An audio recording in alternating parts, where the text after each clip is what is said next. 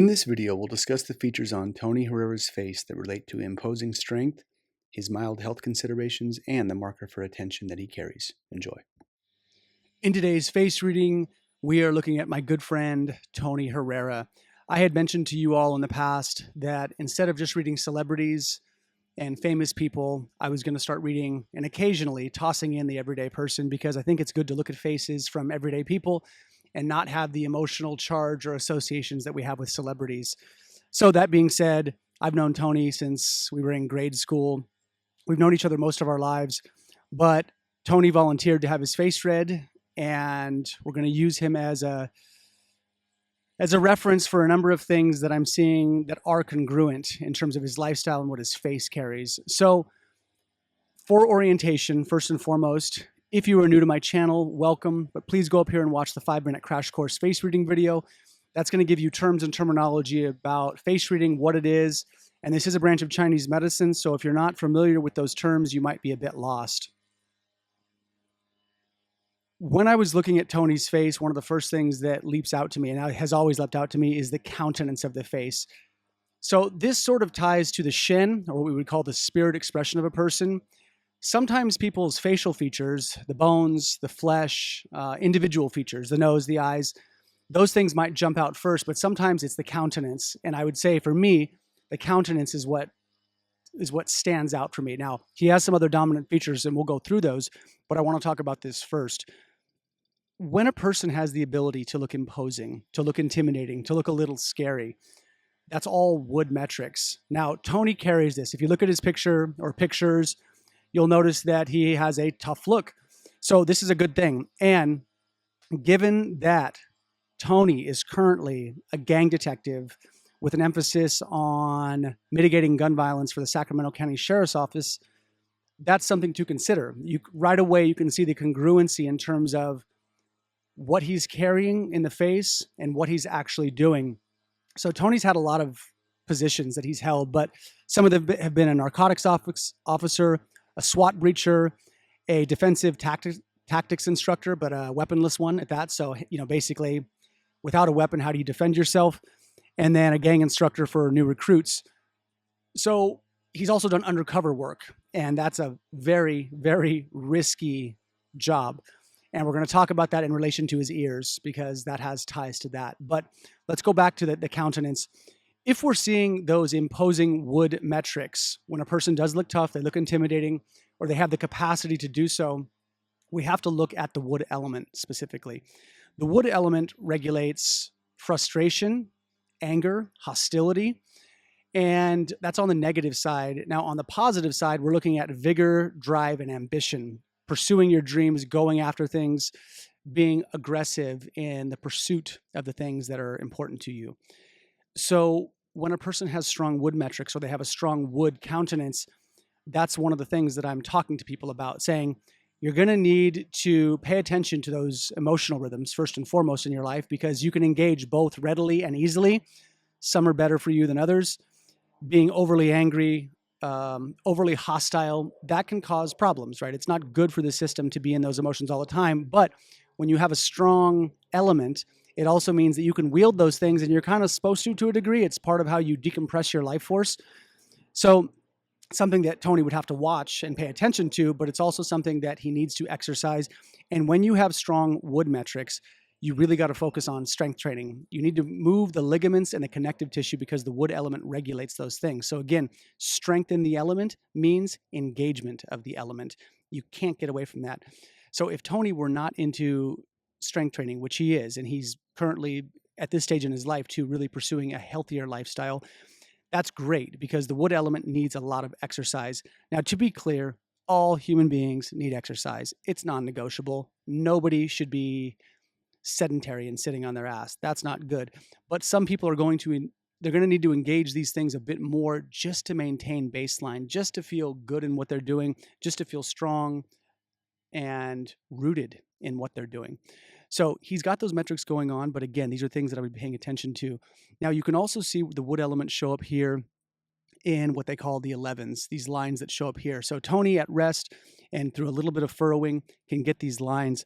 I did a video a while back on the 11 lines and what they mean. If you want to watch that, you can go up here and check that out. That's worth having an orientation to.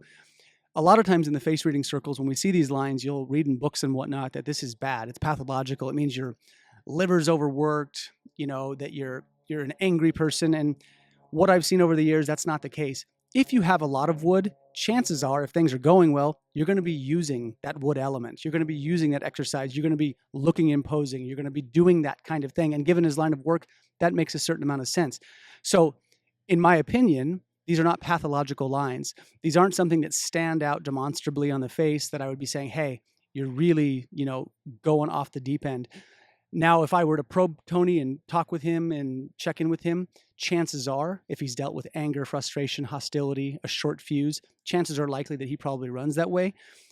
The other place you can see this is in the length, the shaping of his face. So Tony has a long face, more of the rectangular shape, which again aligns with wood.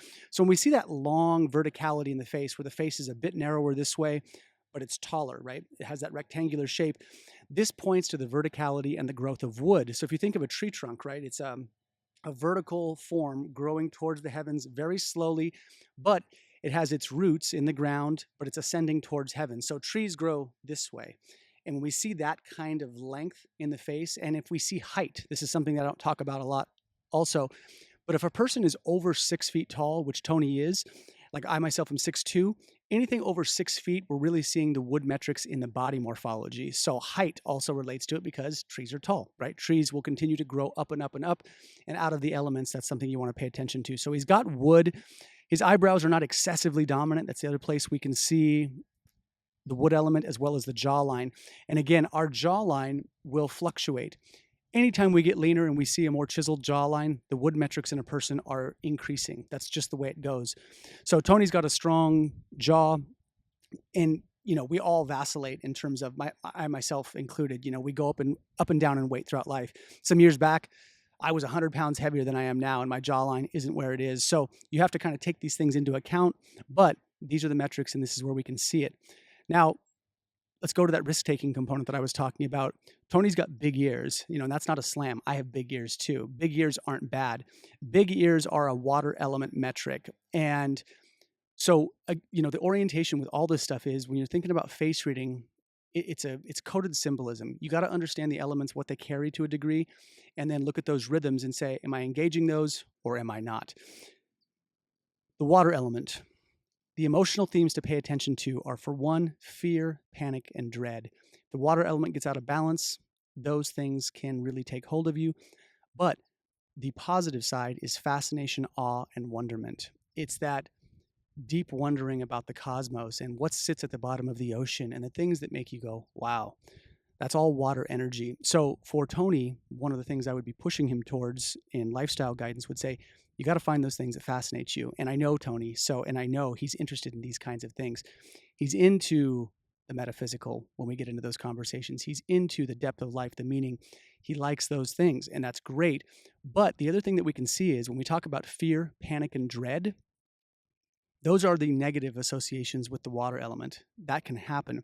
But the positive side with that is when you have big ears, it also means you have a familiarity with those things: fear, panic, and dread.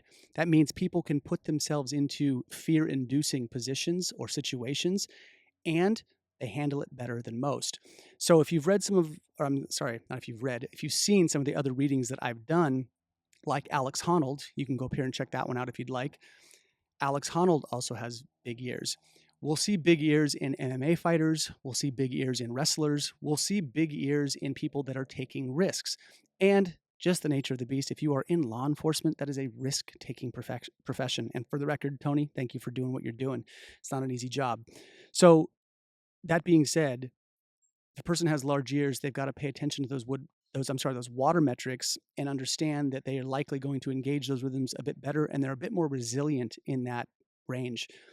But big ears are good. They're a good thing, and you just have to know how to manage them. You want to be mindful to not take too much risk, but that risk can also relate to things like stockbroking and financial risks. And being willing to do that. So there's a lot of growth in risk. There's also a lot of risk in risk, right? It's dangerous. So you have to balance these things, but these are things that I would be paying attention to. Now, Tony's also got on his left cheek, you can see it here at rest, he's got the dimple, even at rest, okay? When we see wrinkles that show up when the face is at rest, this means that the emotional rhythm has been carved in, and when you can see it at rest, it means it's definitely there. When we smile, when we crinkle the face, we're going to see wrinkling of some kind. We want to pay attention to wrinkling that shows up when a person smiles, but then you also want to pay attention to the wrinkling that is at rest because those rhythms are carved a bit deeper. As I've said before, dimples, when we get wrinkles in the cheek or a dimple in the cheek or some kind of crevice in the cheek, what that's pointing to is a fire marker. Fire is about attention, it's about being seen, it's about social activity, it's about charisma and charm and that kind of thing. So, for those of you that remember, the left side of the face and the right side of the face relate to different aspects of our personality. The right side relates to our public persona, who we show the world, who we are on a first date, who we are in a job interview. The left side of the face relates to who we are behind closed doors, who we really are with our wife when we're upset, who we are with our very close friends when we are vulnerable. The left side relates to that. He's got this dimple on the left side, the interpersonal nature, which means Tony handles attention well, and at the very least, likely needs attention in some capacity. And that doesn't mean that people need to be attention whores or that Tony has to be the center of attention, but it means he does well in those environments and has that capacity. So again, I know this about Tony, nothing psychic, very gregarious, very extroverted, very social, and he handles that well, but that's one of the markers that you can see when someone has that. Now, let's talk about his skin. So I had asked Tony this when he had sent the pictures over. I said, I noticed some redness in the cheeks. And he said, occasionally I get psoriasis and I get some skin stuff that crops up. So when we see the shifts on the face and it shows up this way, you have to understand that yes, it's showing up on the face, and yes, you can get psoriasis anywhere, but you have to remember the face is a hologram. It's a microsystem, a small holographic representation of a larger whole. And you can extrapolate that out, into the cosmos if you study cosmology. But what they're saying is you want to think of the face as a microsystem. You want to kind of target, and when things show up in certain areas, you want to pay attention to it. So where Tony gets his redness, where it's cropping up a little bit in this picture, is you can see through the cheeks. There's some right here on the left side, a bit under the eyes. And so this is the geography of the lungs. This relates to lung function. Now, sometimes a cigar is a cigar, as Sigmund Freud used to say, right? You don't need to overly analyze. Is there probably some heat in the lungs for Tony? Yeah, definitely. That's if we're seeing it on the cheeks, that means where that redness shows up, it's sort of an indicator that, yeah, there's some heat in the lungs. So, yes, deep, relaxed breathing, learning how to do breath work, learning how to regulate the breathing is really important for all humans. But if we're seeing discrepancy, if we're seeing inflammation in an area, it's an invitation to really work on that a bit more. The other thing you have to think about is the organ clock. Now, this is all Chinese medicine stuff, but on the organ clock, what it talks about is they have this wheel of sorts, and it talks about in 2-hour cycles throughout a given day when the vital energy, what they call the qi or the bioelectricity in our body, is sort of peaking and spiking in an organ system. And at some portions of the day, certain organs are stronger and weaker. In the organ clock, the way you want to orient your mind to this is that the lung is where the cycle starts and the liver is where the cycle ends. So it runs through all of these, and you can see on this chart, I'm not going to say all of them out loud, but you can see it starts in the lung. The last one is the liver, and then it goes back into the lungs. The thinking is, why does it start in the lungs? The reason for this is it's the first thing we do when we're born. It's where we take a breath, babies cry, right? Doctor smacks the ass of the baby cries. That's the first thing we do. So the lung is where like our organ systems kick into gear once we're out of that amniotic fluid and we enter into the world. Breath is what happens first. We go from a water environment to a air environment. So that being said, when we're thinking about that, you keep that idea in mind, people will say, well, if I'm seeing redness in the cheeks, like it's fire in the lungs or heat in the lungs. Yeah, but then you also have to look at the element right before it, the liver, because the liver is this, it's sort of like there's a membrane that goes from the liver to the lungs when it restarts. And so you always want to check sort of the preceding and proceeding elements, the one that goes after and the one that comes before, respectively. So I would be saying also look at your liver. The liver regulates anger. Tony has a lot of wood. And when we have that, you have to think heat from the liver can also bleed into the lung system. So the cleansing of the liver, you have to remember that sometimes when we see redness or inflammation or something showing up on the chest, you might think, well, this is a pathology, it's an imbalance. And it's like, not necessarily.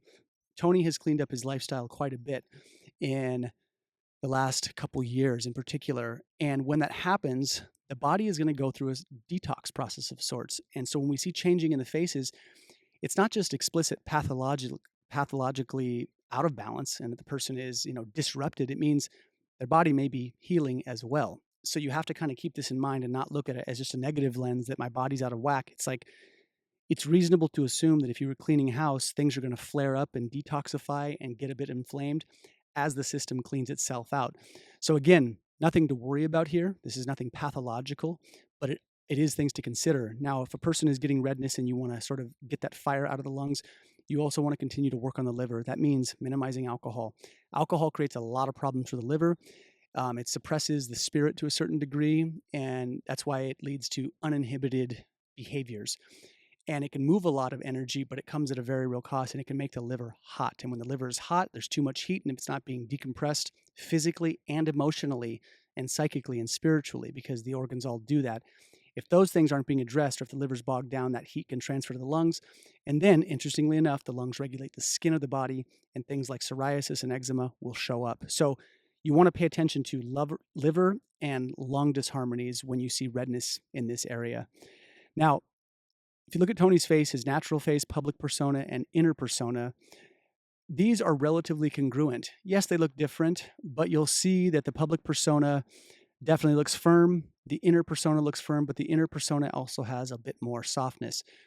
On the yin-yang cycle, yang is masculine, aggressive, hard, and firm, right? That's the yang side. The yin side is passiveness, receptivity, femininity, tuning in, introspecting. And so his inner persona runs that way a bit more. There's more yin. The public persona looks a bit more yang and firm. This is great for his line of work. If these countenances were switched and his public persona looked softer and his public persona, if they were just opposite, right? If the inner persona looked a lot more firm, I would say, yeah, that's cool, but it's more favorable in this line of work to have that public persona that looks a bit more imposing, a bit more intense, given the line of work that he's doing.